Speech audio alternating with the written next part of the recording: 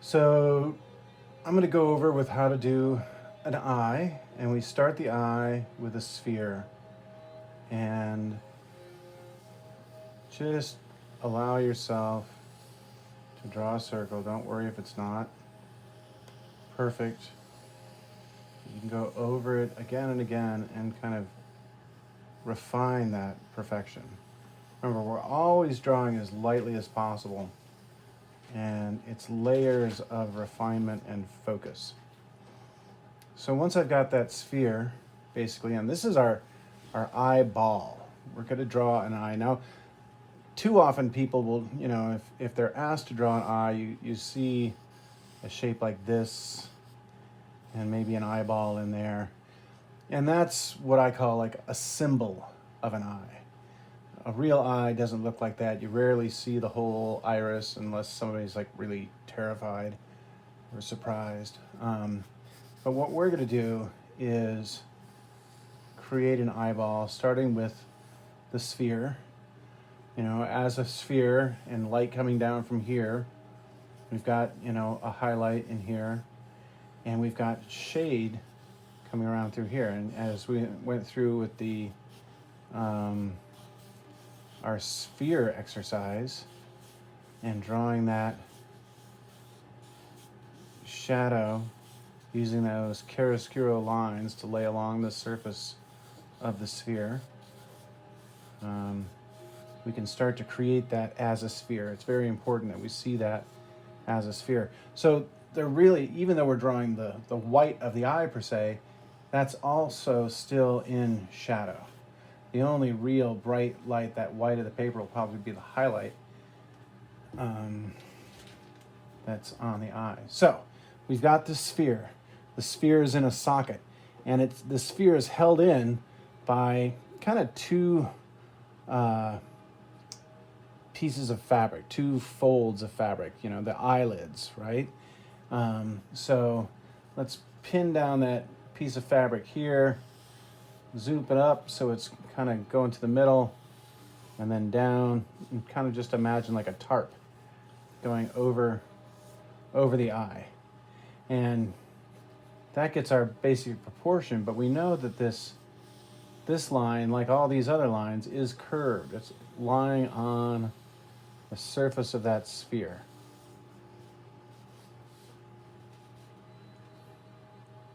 We also have another fold of material, cloth, skin, flesh, that kind of creates this pocket that keeps the eyeball in, holds that eyeball in from rolling out at awkward moments. So we have this fold of skin down there. And, you go ahead and give this fold of skin, because, if we're looking at this from the eye point of view, we can often see that, looking down, we can see that line that gives this some thickness, right? So there's our basic two eyelids holding in a sphere. Now, if I were to be able to see through this eyelid, like with X-ray vision, I could probably see the whole iris that goes around. And it takes up a good amount of the eyeball, or at least the part that we can see.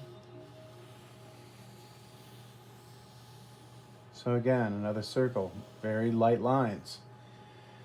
And the nice thing about the light lines with the vine charcoal is that we can just kind of erase that, rub that out with our finger, because that's really all of the iris that you can see. So, unlike this symbol of the eye where you're seeing the whole eyeball like this, we've got just part of the eye.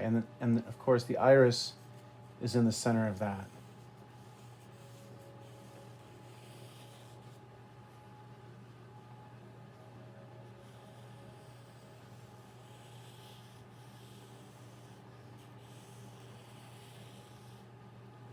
And we know that this is probably going to be our darkest part of the eye. So let's just go in, and because we know that this area in the center is going to be nice and dark, and sometimes it's it's a relief. It's so satisfying to put in, you know, because we've been working with really light lines.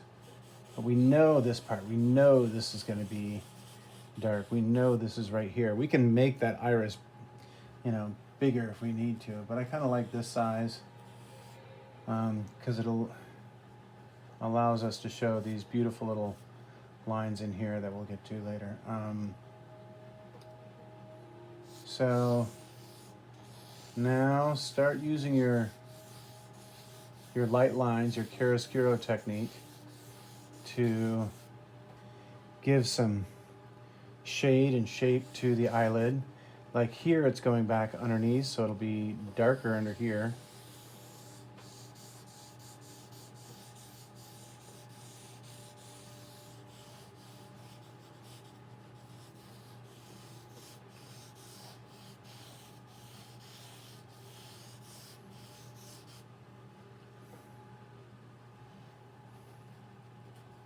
And it still looks a little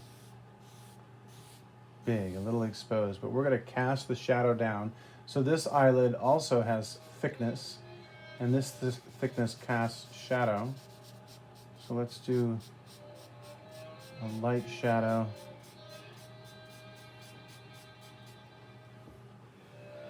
Underneath that eyelid, cast onto the eyeball.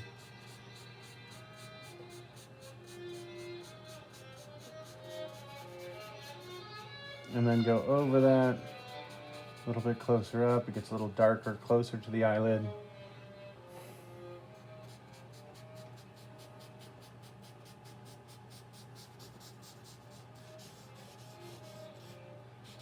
And start laying in these parts of the iris like the spokes on a wheel. And, you know, your best model for this is yourself. Either, you know, by looking in a mirror, or even like taking a picture of your eye with the phone and being able to zoom really deep in there. If you want to learn how to draw realistic eyes, do yourself a favor and take a really good look into your own eyes. And the closer you can get that view, the better. But again, we don't have to draw it exactly. Just give the impression of the patterns that you see there. Notice I started lighter. I'm getting kind of darker as I go along. And now I'm going to do this outer ring here, which we know is darker.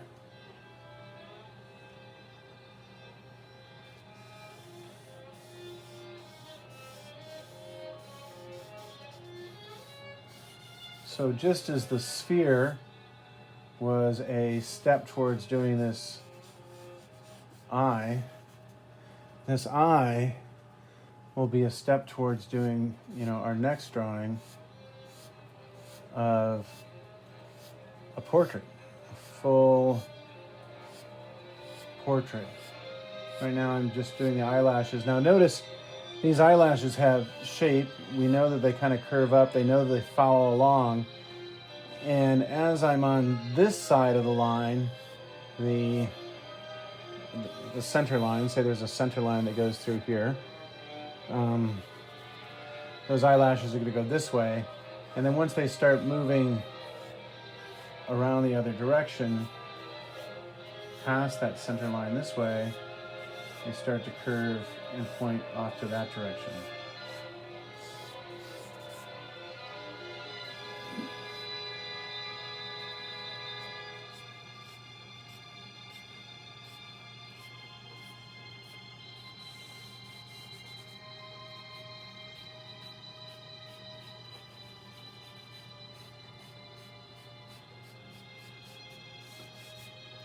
Don't get lost in the detail. Just give a suggestion and let people's mind fill in the rest. For now. And again, here's the white of the eye that really isn't that pure white of the paper. So we're shading that. You can soften that gradation with your finger. That really nice soft feel. There might be some highlight in here, but other than that, this whole area is going to be slightly shaded in. I want to put a little bit more, throw a little bit of shade in here. Have that go all the way down through the iris.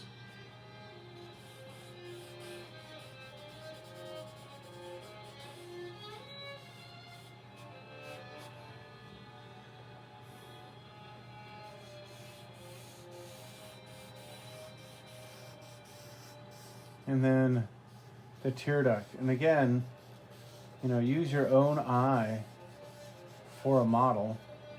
I'm kind of drawing from memory here, but take a look at that. The tear ducts are fascinating little shapes. And again, if you have a mirror or a phone, you can take a look at your own tear ducts. Use your own eye for a model. And that's what I would like you to do next, is using your own eye for a model. Either taking, a picture or working straight from looking in a mirror. I would like you to do a self-portrait of just your eye. Then take a picture of that and send me the finished drawing to GerberArt1, GerberArt number 1 at gmail.com. And there you go. Beginning of the eye.